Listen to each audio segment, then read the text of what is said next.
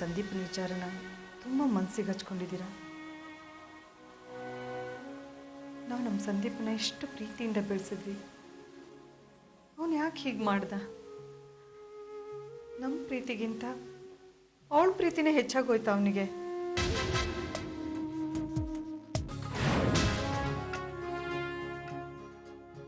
ಪ್ರಮೀಳಾ,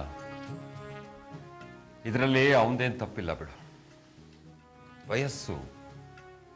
ವಯಸ್ಸು ಹೊಸ ಹೊಸ ಪಾಠ ಕಲಿಸುತ್ತೆ. ಏನ್ರಿ ಈ ಥರ ಮಾತಾಡ್ತಾ ಇದ್ದೀರಾ ನೀವು?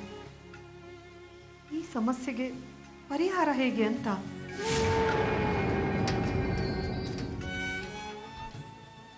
ನನಗೂ ಏನೂ ಹೊಳಿತಿಲ್ಲ. ಅದೇ ದೊಡ್ಡ ಚಿಂತೆ ಆಗ್ಬಿಟ್ಟಿದೆ.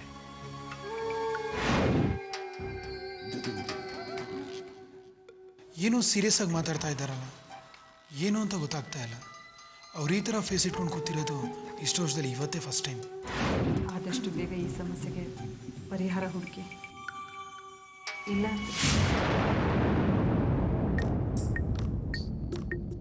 ಮಾವ ಯಾಕೆ ಆಫೀಸಿಗೆ ಬರಲಿಲ್ಲ? ಸ್ವಲ್ಪ ಹುಷಾರಿರಲಿಲ್ಲ. ಅಯ್ಯೋ ಪರವಾಗಿಲ್ಲ ಬಿಡಿ, ನಾನಿರ್ಬೇಕಾರೆ ನಿಮ್ಗೆ ಯಾಕೆ ಚಿಂತೆ? ನೀವು ಬರಲಿಲ್ವಲ್ಲ, ಕೆಲವು ಪೇಪರ್ಸಿಗೆ ಸೈನ್ ಆಗಬೇಕಿತ್ತು, ಅದಕ್ಕೆ ನಾನೇ ಬಂದೆ. ಯಾಕೆ ಮಾವ ನೀವು ಹೊತ್ತೆ ತುಂಬ ಡಲ್ ಆಗಿದ್ದೀರಾ? Any problem? ಸಾರಿ ಮಾವ, ನಾನು ಕೇಳಬಾರ್ದಾಗಿತ್ತು. ಬಹುಶಃ ನಿಮ್ಮ ಪರ್ಸ್ನಲ್ ಇರ್ಬೋದು. ನೀವು ಈ ಥರ ಡಲ್ ಆಗಿದ್ದಿದ್ದು ನಾನು ಯಾವತ್ತೂ ನೋಡಲಿಲ್ಲ, ಅದಕ್ಕೆ ಕೇಳಿದೆ ಅಷ್ಟೇ. ಅಂಥದ್ದೇನಿಲ್ಲಪ್ಪ, ನೀನು ಆರಾಮಾಗಿರು. ಎಲ್ಲಿ ಸೈನ್ ಮಾಡಬೇಕು? ಅದರಲ್ಲೇ ಮಾರ್ಕ್ ಮಾಡಿದ್ದೀನಿ ನೋಡಿ ಮಾವ.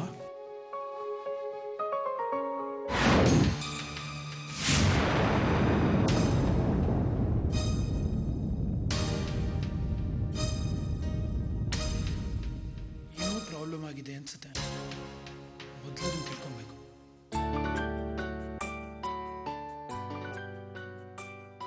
ಮಮ್ಮಿ ಏನು ಮಾಡ್ತಾ ಇದೆಯಾ ನೀನು? ಏನ್ ಮಾಡ್ತಿದ್ದೀನಿ ಗೊತ್ತಾಗ್ತಾ ಇಲ್ವಾ? ಪೇಪರ್ ಓದ್ತಾ ಇದ್ದೀನಿ. ನಮ್ಮ ಮನೇಲಿ ಒಂದು ದೊಡ್ಡ ಪ್ರಾಬ್ಲಮ್ ಆಗಿದೆ.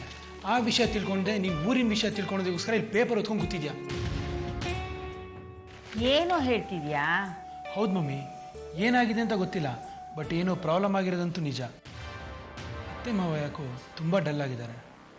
ಯಾವುದೋ ವಿಷಯದ ಬಗ್ಗೆ ತುಂಬ ತಲೆ ಕೆಡಿಸ್ಕೊಂಡಿದ್ದಾರೆ ಅನ್ಕೊತೀನಿ. ಅಲ್ಲ ಮಮ್ಮಿ, ನೀನು ಮನೇಲೇ ಇರ್ತೀಯಲ್ಲ, ನಿನಗೆ ಗೊತ್ತಿಲ್ವಾ? ಏನು ಅಂತ ನನಗೂ ಗೊತ್ತಿಲ್ಲ ಕಣ. ಆದರೆ ಸತ್ಯನಾರಾಯಣ ಪೂಜೆ ಆದ ದಿವಸದಿಂದ ಅವರಿಬ್ಬರು ನಾರ್ಮಲ್ ಆಗೇ ಇಲ್ಲ, ತುಂಬ ಸೀರಿಯಸ್ ಆಗಿದ್ದಾರೆ. ಅದೇನು ಕಾರಣ ಅಂತ ನಂಗೆ ಸರಿಯಾಗಿ ಗೊತ್ತಿಲ್ಲ. ತಪ್ಪು ತಾನೆ? ನಮಗೆ ಲಾಭ ಆಗುವಂಥ ವಿಷಯ ಏನಾದರೂ ಅದರಲ್ಲಿದ್ರೆ? ನೋಡಿ ಮಮ್ಮಿ, ಕೊಡೋ ದೇವ್ರ ಅವಕಾಶನ ಆಗಾಗ ಕೊಡ್ತಾನೇ ಇರ್ತಾನೆ. ಅದ್ರಲ್ಲಿ ಒಳ್ಳೇದು ಯಾವುದು ಅಂತ ನೋಡಿ ನಾವು ಆರಿಸ್ಕೊಳ್ಬೇಕು.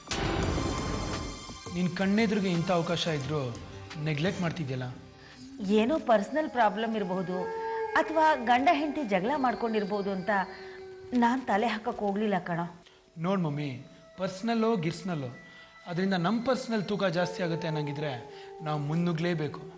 ಏನಂತೀಯ? ಹೌದು ಕಣೋ, ಅವ್ರ ಟೆನ್ಷನ್ನು ಮನೆಗೆ ಸಂಬಂಧಪಟ್ಟಿದ್ದಾಗಿದ್ದರೆ ಅವರೇ ಬಂದು ನನ್ನ ಹತ್ರ ಹೇಳಿರೋರು. ನಾನು ಹಾಗೆ ಹೇಳ್ತಾರೆ ಅಂತಲೇ ಕಾಯ್ತಾ ಇದ್ದೆ. ಆದರೆ ಈಗ ನೀನು ಹೇಳಿದ್ಮೇಲೆ ಗೊತ್ತಾಗ್ತಾ ಇದೆ ಇದು ಬೇರೆ ಏನೋ ಇರಬೇಕು ಅಂತ. ಇರು, ನಾನೇ ಏನು ಅಂತ ತಿಳ್ಕೊತೀನಿ. ಮೊದಲ ಕೆಲಸ ಮಾಡಿ ಮಮ್ಮಿ. ಎಣ್ಣೆ ಬಂದಾಗ ಕಣ್ಮುಚ್ಕೊಂಡ್ರು ಅಂತಾರಲ್ಲ, ಹಾಗಾಗಬಾರ್ದು. ನಾವು ಸದಾ ಎಚ್ಚರವಾಗಿರಬೇಕು. ಅತ್ತೆ ಮಾವ ಯಾವತ್ತು ಎಚ್ಚರ ತಪ್ತಾರೋ ಅವತ್ತು ಪ್ರತಿಯೊಂದು ನಮ್ಮ ಕೈ ಸೇರುತ್ತೆ.